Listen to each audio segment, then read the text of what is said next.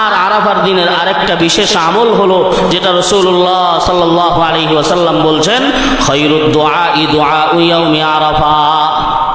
উত্তম দোয়া হলো আরাফার দিনের দোয়া।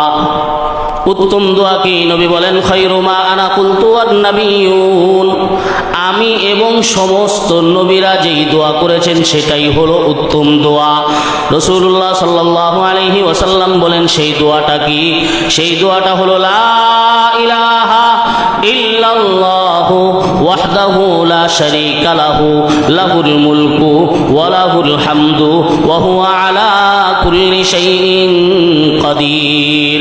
দোয়ার অর্থ হলো লা ইলাহা ইল্লাল্লাহ, আমার আল্লাহ ছাড়া কোনো ইলাহ নাই, আমার আল্লাহ ছাড়া ইবাদত পাওয়ার উপযুক্ত কেউ নাই, আমার আল্লাহ ছাড়া আমার প্রয়োজন পূরণ করনেওয়ালা কেউ নাই, আমার আল্লাহ ছাড়া আমার রক্ষা করনেওয়ালা কেউ নাই, একমাত্র আমার রক্ষাকারী যিনি তিনি কে? লা ইলাহা ইল্লাল্লাহু ওয়াহদাহু লা শারীকা লাহ, আমার আল্লাহ এক, তার কোনো শরীক নাই, আমার আল্লাহর কোনো দিক দিয়ে কোনো শরীক নাই, আমার আল্লাহর জাতের দিক দিয়েও কোনো শরীক নাই, আমার আল্লাহর সিফাতের দিক দিয়েও কোনো শরীক নাই, আমার আল্লাহর গুণের দিক দিয়েও কোনো শরীক নাই, কোনো দিক দিয়ে আমার আল্লাহর শরীক কেউ নাই।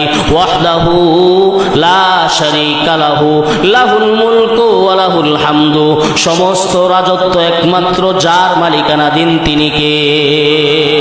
লাহুল মুলকু, সমস্ত রাজত্ব একমাত্র আমার আল্লাহর জন্য। ওয়া লাহুল হামদু, সমস্ত প্রশংসাও আমার আল্লাহর জন্য। হুজুর, আমি যে একজনের গুণের উপর প্রশংসা করলাম, এটা তো আমি আল্লাহর জন্য প্রশংসা করলাম না। মুফাসসিরিনে কেরাম বলেন, তুমি বান্দার প্রশংসা করা মানে মূলত আল্লাহর প্রশংসা করা, কারণ বান্দার মধ্যে এই গুণ নিজ থেকে আসে নাই, যিনি দিয়েছেন তিনি কে? লাহুল মুলকু ওয়া লাহুল হামদু ওয়া হুয়া আলা কুল্লি শাইইন কাদির, আমার আল্লাহ সকল জিনিসের উপর ক্ষমতাবান, সব জিনিসের চেয়ে শক্তি বেশি কার?